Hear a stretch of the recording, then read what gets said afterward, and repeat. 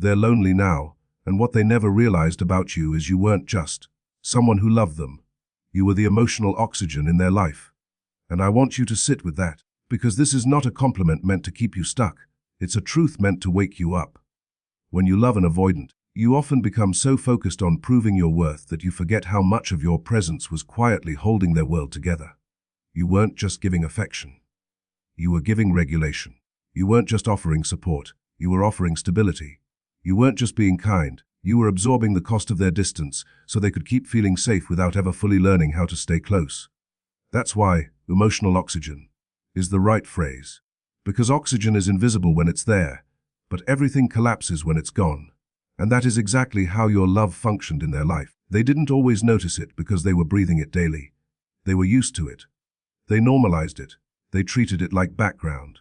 Not because you were unimportant, but because you were reliable, and reliability, in avoidant dynamics, can become something they take for granted instead of something they protect.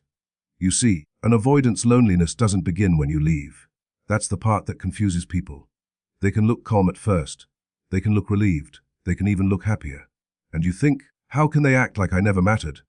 But many avoidants deactivate feelings under stress. Their nervous system shuts the emotional volume down to feel safe. So when you leave, they may not feel heartbreak immediately. They feel relief. Relief because there are no expectations now.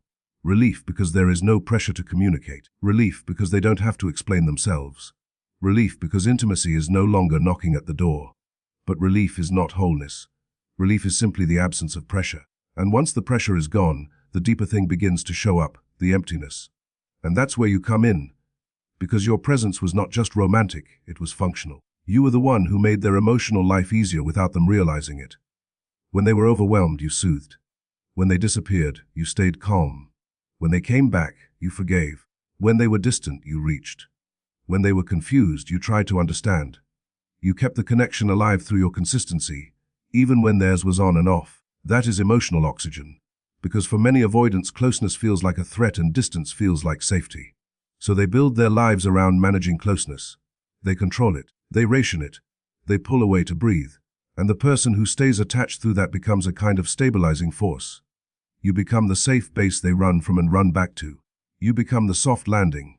You become the emotional supply that keeps them from fully feeling the consequences of their pattern. And here's what they never realized about you. You were doing this even when it hurt you. You were swallowing your needs to keep peace. You were questioning yourself to keep them comfortable. You were over-explaining to prevent disconnection. You were accepting vagueness to avoid losing them. You were turning silence into patience. So in their mind, they weren't choosing you. They were just living. They were just coping. They were just doing what they do.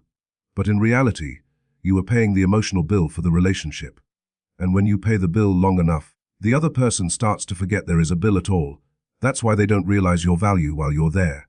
Because your value was not loud. It was steady. It was consistent. It was forgiving. It was always on time. It was always available. And human beings don't always cherish what feels guaranteed. Especially avoidant people who equate need with danger. They accept your presence as a convenience because it allows them to keep their identity. I'm independent.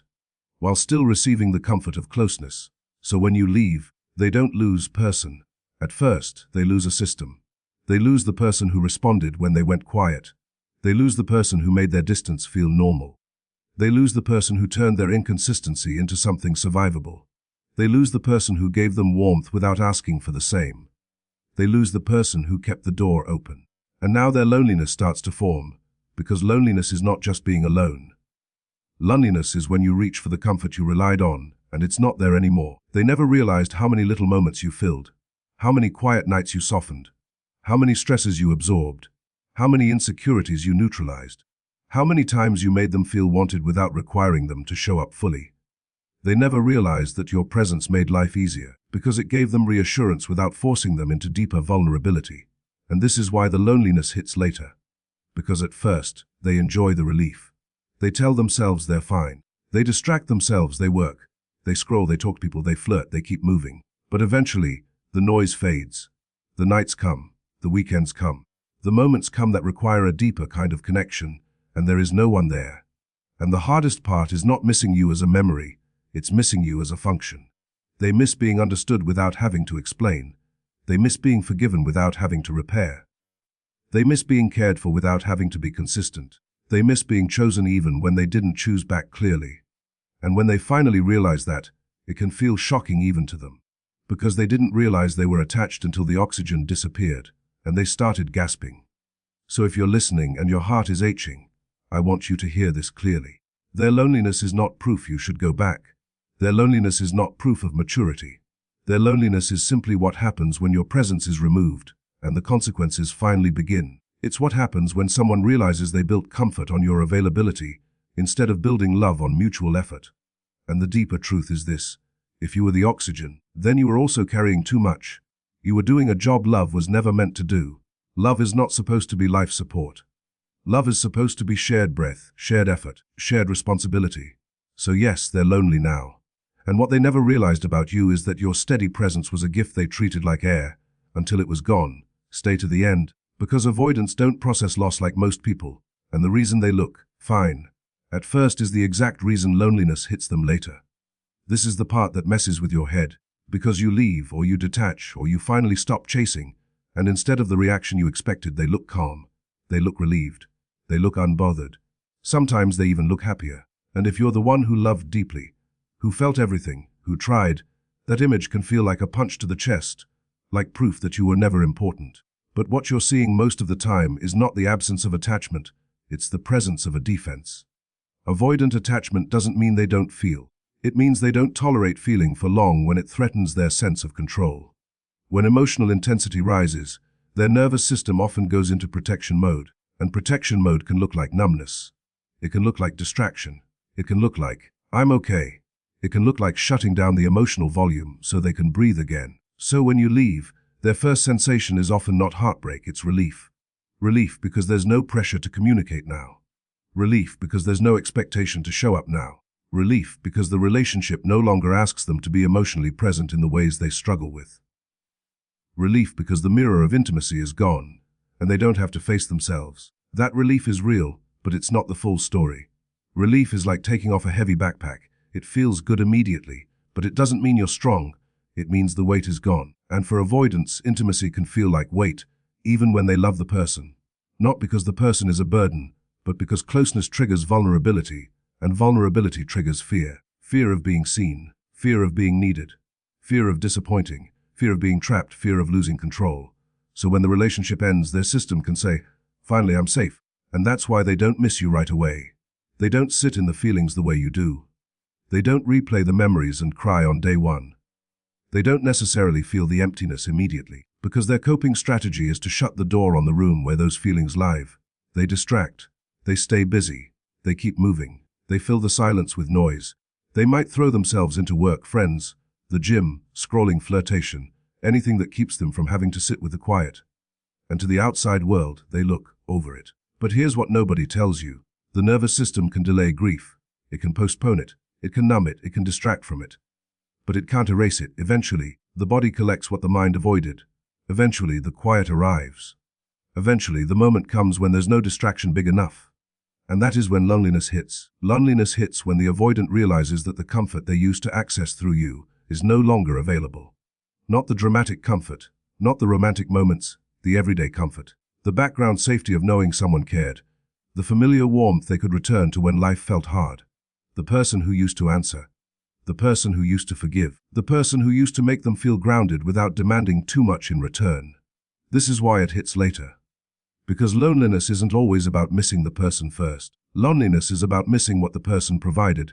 The emotional regulation, the soft landing, the sense of being wanted, the feeling that someone was there, even if the avoidant didn't fully show up the same way. And when that disappears, the avoidant starts to feel something they tried to avoid all along. The cost of their own pattern. At first, they feel free. Later, they feel the emptiness of that freedom. At first, they feel relieved. Later, they feel exposed, because there's no one buffering their emotions anymore. At first, they feel powerful. Later, they feel the reality. That power was borrowed from your availability. And this is the moment that confuses people again, because when loneliness hits, the avoidant might circle back. They might message. They might like your story. They might check in casually. They might suddenly remember your birthday. They might talk about a memory. And you might think, there it is, they miss me. They realized. And yes, they might miss you. But the deeper question is, what are they doing with that loneliness? Some avoidants use loneliness as a wake-up call. I can't keep living like this. I need to learn how to stay. I need to learn how to communicate. I need to learn how to repair. Those are the ones who come back with humility, with structure, with a willingness to rebuild slowly and consistently. But many avoidants use loneliness the way they use everything uncomfortable. They try to reduce it quickly. They want relief. They want comfort. They want access. They want the feeling of connection without the responsibility of connection. So they reach out just enough to restore the sensation that you're still there. They don't always intend to hurt you, but intention doesn't change impact. If they come back only to soothe themselves, you end up right back in the same cycle, because nothing has changed except their discomfort level. So if your viewer is watching and thinking, why do they seem fine when I'm falling apart? I want you to understand, you're grieving in real time. They're postponing grief through deactivation. You're processing, they're defending. You're feeling the loss immediately. They're feeling the relief first. But relief has an expiration date. And when it expires, loneliness begins to speak. It speaks in the quiet moments. It speaks when they see something that reminds them of you. It speaks when they realize nobody else offered them the same steadiness. It speaks when their distractions don't hit the same. It speaks when they try to replace you and realize chemistry is easy, but safety is rare. And the most important part is this. Their delayed loneliness is not a scoreboard. It's not proof you should wait. It's not proof your cutoff should be reversed. It's simply the nervous system catching up to reality. It's consequence arriving late. It's the body finally admitting what the ego tried to deny, that your absence is real, that your abscess is not guaranteed, that the door doesn't open just because they knock. So if they look fine at first, don't let that rewrite your worth. Don't let their calm make you panic. Don't let their silence make you chase. Because the calm you see might be deactivation, and the loneliness you don't see yet might be building quietly behind the scenes, not as a romantic movie moment, but as a hard realization that love is not something you can keep if you keep treating it like it will always come back. Here's the truth nobody says out loud because it sounds harsh, but it's actually the most freeing thing you can understand. When you leave an avoidant, they often don't miss you first, they miss the benefits of you, and that is where real regret begins. And before your heart tightens and thinks, so I meant nothing. Let me be very clear, you can mean everything to someone and still be treated like a comfort source instead of a committed choice. This isn't about you being unlovable. It's about them being wired to protect themselves from the vulnerability of real intimacy, so they cling to what feels soothing, not necessarily what requires growth. When you were in their life, you weren't just a person they liked. You were stability. You were reassurance. You were warmth on demand. You were the soft place to land after they pulled away from everyone else. You were the one who answered, the one who cared, the one who tried to understand their silence, the one who didn't explode every time they disappeared, the one who gave them the gift of emotional access without making them earn it through consistent responsibility. And because you gave it so consistently, they normalized it. They didn't wake up every day thinking, wow, this person is holding my nervous system together. They just breathed it in like air. So when you leave, the first thing they notice is not the romance. It's the absence of the services you provided with love. They notice there's no message waiting. They notice nobody is smoothing the tension after they get stressed. They notice the silence in their phone feels different. They notice the world doesn't immediately soften after their mood swings. They notice they can't disappear and still be met with kindness when they return. They notice there is no one buffering them from consequence. That's what missing the benefits looks like. It's not evil, it's human. People notice what made life easier before they notice what made life meaningful, especially when they're emotionally defended. And this is why avoidance can look fine at first, because when you leave, the pressure leaves too. The pressure to respond, the pressure to be consistent, the pressure to define things, the pressure to meet needs, the pressure to be emotionally present. Their system feels relief, and relief can feel like peace to someone who confuses closeness with threat. So they tell themselves they're okay. They distract themselves. They enjoy the freedom. And you're sitting there thinking, how can they be okay when I'm breaking? But then life becomes ordinary again. And ordinary is where the benefits show up. Ordinary is where you used to be their quiet support. Ordinary is where you used to fill the gaps without being asked. Ordinary is where you used to make them feel less alone without requiring them to face why they were alone. And when ordinary arrives, the loneliness begins. Not romantic loneliness at first, practical loneliness. The loneliness of losing easy access to comfort. The loneliness of not having someone to reach for when they feel bored, restless, anxious, insecure, overwhelmed. The loneliness of realizing the door doesn't open automatically anymore. That's when they send the breadcrumb. The casual hey, the random meme, you crossed my mind. The message that isn't accountability, it's a temperature check, a way to see if the benefits of you are still available. This is where so many people get pulled back in, because that small message hits your heart like proof. You think, they miss me. And maybe they do. But often what they miss first is what you gave them, not what they refuse to protect. Because missing the benefits is easy. It costs them nothing. Real regret is different. Real regret begins when they realize the benefits were attached to a person, and that person is not an endless resource. Real regret begins when they realize they treated something rare like it was renewable. Real regret begins when they realize you weren't just there, you were choosing to be there, and that choice has ended. That's when the thoughts change. At first it's, I miss talking to them. Then it becomes, I miss how calm I felt around them. Then it becomes, I miss how safe it was to return. Then it becomes, nobody else is like that. Then it becomes, I didn't realize how good I had it. Then it becomes the hardest sentence for an avoidant ego to swallow. I created this loss. And that's when regret truly begins, because it's no longer about loneliness, it's about consequence. It's about the realization that they can't blame you, can't label you as too much, can't pretend you were the problem, because you left quietly. You didn't burn the bridge, you didn't beg, you didn't chase. You simply stopped being available to the pattern. And now they have to sit with the truth that the pattern had a cost. But I need your audience to be protected here, because regret does not automatically equal readiness. Someone can regret losing the benefits and still not be capable of sustaining the responsibilities. Someone can regret losing access and still not be willing to change the behavior that lost it. This is why they come back emotional and then disappear again once they feel safe. The emotional return was a painkiller, not a cure. So if they reach out, the question is never, do you miss me? The question is, do you understand what you lost, and are you willing to meet what it requires to keep it? That's why the most powerful move is to stop rewarding nostalgia and start requiring structure. When they reach out, you don't punish them. You don't lecture. You don't collapse. You simply bring it back to reality with one calm sentence. What will you do differently next time you feel overwhelmed and want to pull away? Because benefits can be missed in a moment, but change has to be proven over time. And this is where the shift happens inside you too. Because once you see that you were the benefit, once you understand you were the stabilizer, the peacemaker, the soft landing, you stop asking, why didn't they choose me? And you start asking the question that actually heals you. Why was I offering girlfriend treatment to someone who kept me in boyfriend convenience? Why was I donating my nervous system to someone who wouldn't protect it? Why was I calling it love when it was actually me carrying the relationship alone? And once that question lands, you don't just become harder to leave, you become impossible to use, because you stop giving the benefits of you to anyone who won't also carry the weight of you. They assumed your love was permanent, so they stopped investing until your absence became permanent. And their, I'm fine, quietly turned into, I didn't know what I had. And if you've ever lived this, you know how cruel that timing feels, because you didn't leave because you stopped caring. You left because caring alone was destroying you. You didn't disappear to punish them. You disappeared because you finally understood that love without effort isn't love. It's access. And access is the one thing avoidants get addicted to, the comfort of you without the responsibility of you. This is how it happens. At first, your love feels like a gift. You show up. You listen. You give grace. You make space for their moods. You don't demand perfection. You don't turn every misstep into a trial.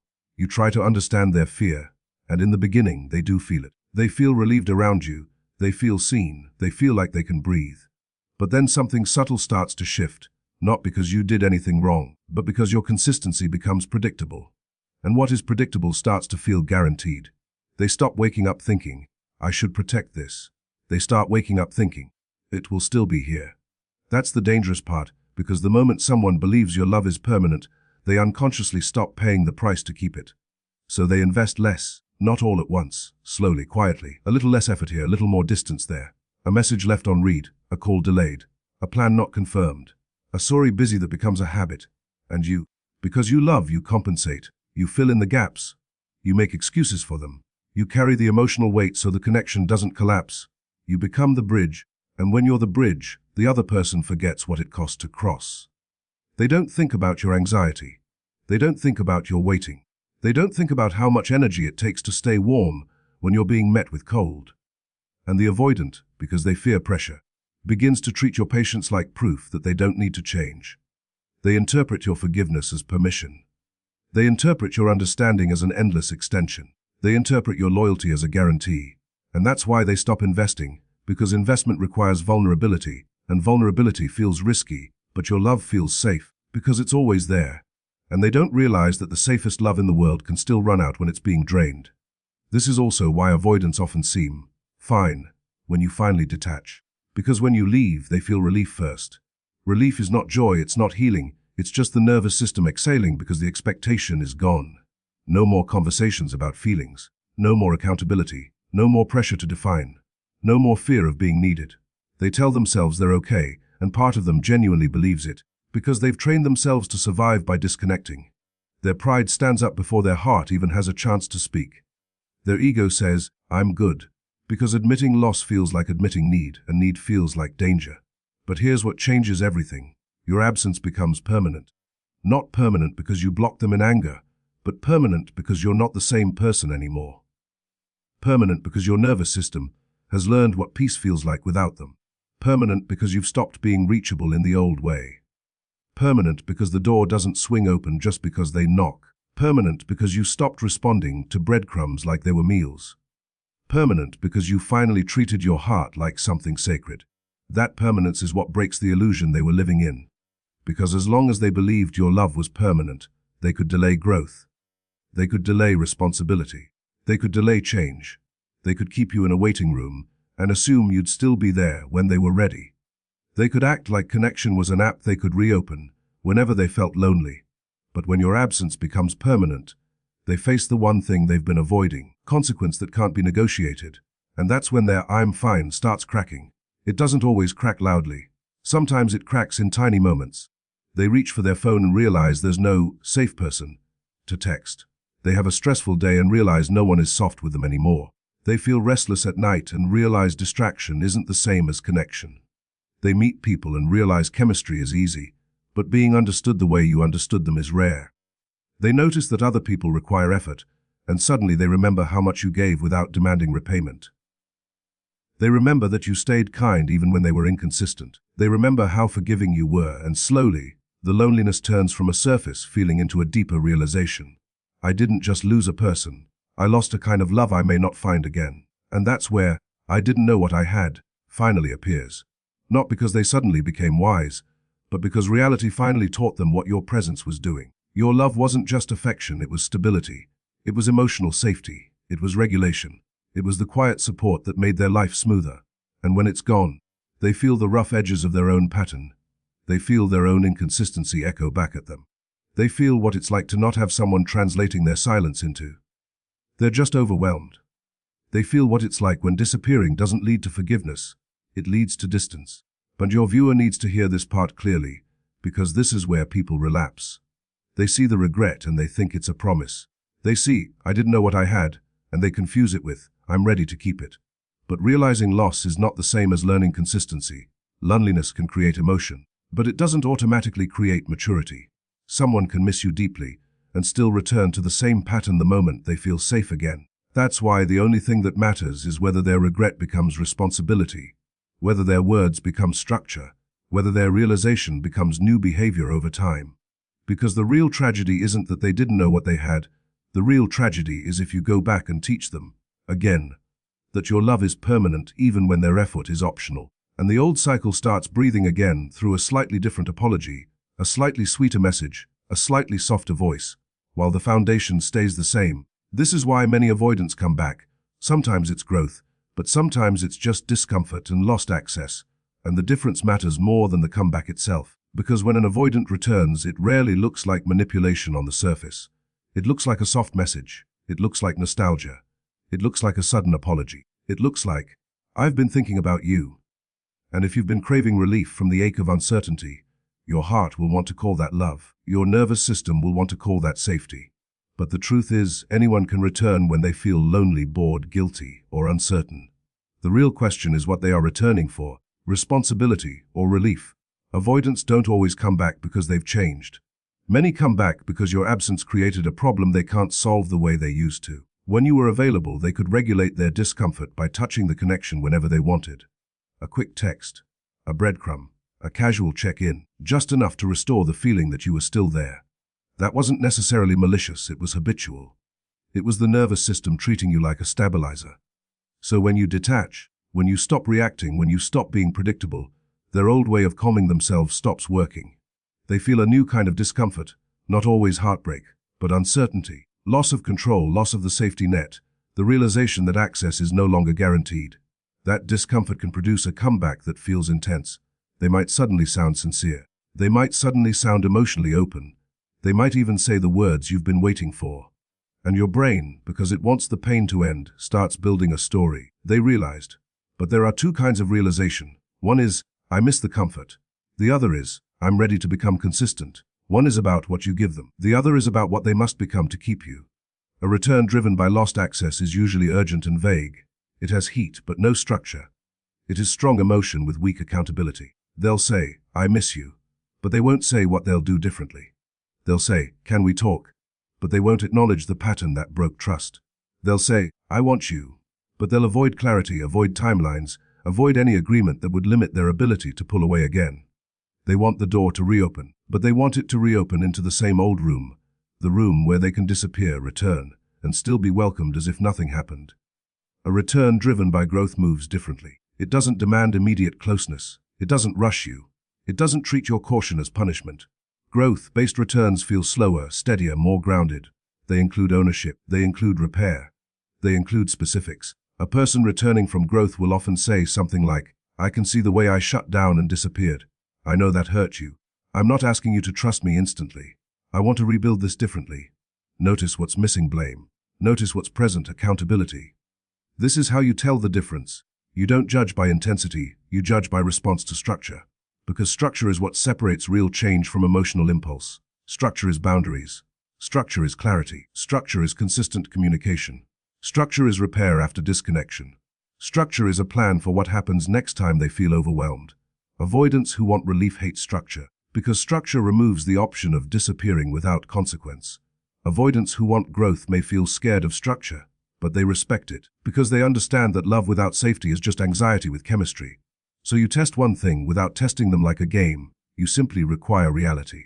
You say calmly, if we reconnect, I need consistent communication. If you need space, you have to tell me, and give a time frame. I don't do disappearing. And then you watch their reaction. If they get defensive, if they call you controlling, if they say you're making it heavy, if they try to guilt you into lowering your standards, they are telling you they want access without responsibility. They might want you badly, but they still want you on their terms. If they accept it, if they engage it, if they can say, that's fair, I can do that, and then they actually do it, that's different. Because real growth shows up in follow-through, not speeches. Real growth is boring in the best way. It's consistent, it's predictable, it's stable, it's not grand gestures. It's Tuesday night communication. It's showing up when nobody is watching. It's not vanishing when feelings get complicated. Another difference is how they handle your pace. A return driven by relief often feels entitled to quick access. They want to be forgiven fast. They want warmth fast. They want closeness now, because their nervous system is uncomfortable and they want it soothed. If you move slowly, they may punish you, withdraw, get cold, act offended, or say, you're holding the past against me. But moving slowly is not punishment, it's wisdom. You're not rejecting them, you're protecting yourself. A return driven by growth can tolerate your slowness. They understand trust was damaged. They understand consistency must be earned. They don't ask you to pretend nothing happened. They don't try to bypass repair. They stay steady even when they don't get instant comfort, because they are not returning to reduce discomfort. They are returning to build something sustainable.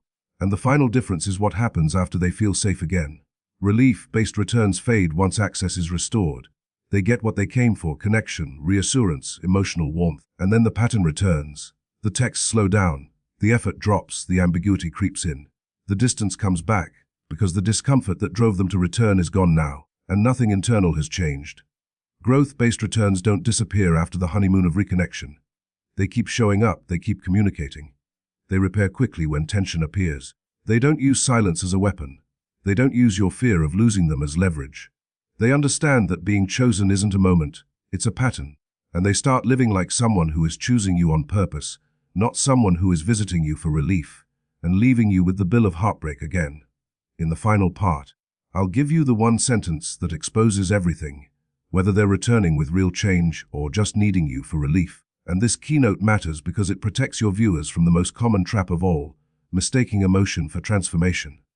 When an avoidant is lonely, they can sound like the person you always wanted. They can suddenly be soft, suddenly reflective, suddenly apologetic, suddenly affectionate. And if you've been itching for closure, your nervous system will want to grab that moment and call it. Finally. But finally is not a feeling. Finally is a pattern that stays true when the moment is over. So you need a sentence that pulls the conversation out of nostalgia and into reality. A sentence that doesn't attack, doesn't beg, doesn't pressure, but forces clarity. A sentence that exposes capacity, not just emotion. Here it is, simple and calm. What will you do differently next time you feel overwhelmed and want to pull away? This sentence is not a test. It's a standard. It's not meant to trap them. It's meant to protect you.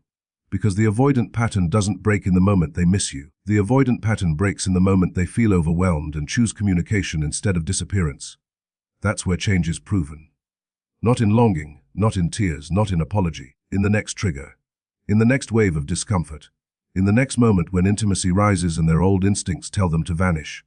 That's why this sentence exposes everything. It moves the focus from, how do you feel right now, to, what will you do when it gets hard again? Because it will get hard again. If you're rebuilding with an avoidant, you are not rebuilding on romance. You're rebuilding on repair. You're rebuilding on the ability to handle discomfort without harming the bond. And if they can't name what will change, the cycle will repeat. Now listen to what happens when you ask this question, because their response tells you more than any love confession ever could. If they are returning for relief, they will usually answer with vagueness. I don't know. I'll be better. I promise. Or they'll avoid the question altogether. They'll pivot to feelings. I just miss you so much. You're the only one who understands me. I can't stop thinking about you. Feelings can be real, but feelings without a plan are not safety. A relief return wants to soothe discomfort, not restructure behavior. They want you to soften quickly so they can breathe again. They want access restored so their loneliness calms down. Sometimes a relief return gets irritated. Why are you bringing this up? Can't we just move on? You're making it heavy. You're acting cold.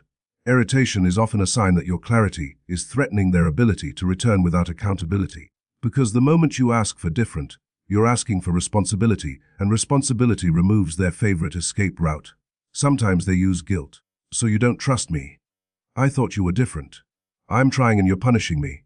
This is how they try to make your standard feel like cruelty. Because if you feel guilty, you'll lower it. And lowering it restores the old dynamic. If they are returning with real change, they won't fear the question.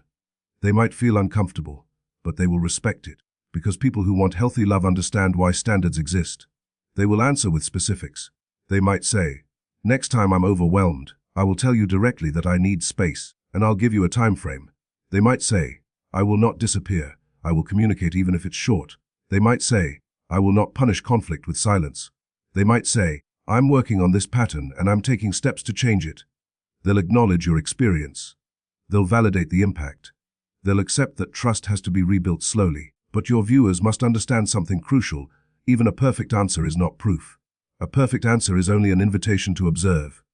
Because the real proof is follow through, and follow through takes time. So this keynote has a second layer. After you ask the sentence, you apply 2 rules that make your cutoff unbreakable. First rule, you don't reward words with instant access. If they return emotional, you don't collapse into full closeness just because it feels good. Because if you give full access immediately, you teach their nervous system that a comeback speech resets everything. And then next time they disappear, they'll return with another speech, because it worked before. That's how cycles stay alive. Instead, you keep your pace.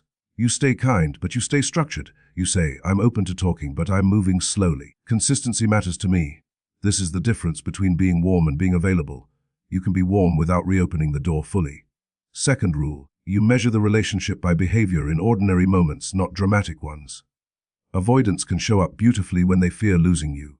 The test is whether they show up when they're comfortable again. The test is whether they stay consistent when the urgency fades. The test is whether they communicate on a normal Tuesday, not just at midnight when they're lonely. And here's the most important piece of this keynote. It protects you from your own hope. Hope is beautiful, but in avoidant dynamics, hope can become a drug. Hope can make you accept crumbs. Hope can make you forgive too fast. Hope can make you rewrite history. This sentence anchors you to reality. It forces you to ask, what changes? Specifically, it stops you from being hypnotized by emotion. It stops you from confusing longing with readiness. Because someone can realize your value and still not have the capacity to honor it. Someone can miss you and still be unsafe for you. Someone can regret losing you and still repeat the same pattern once they regain access.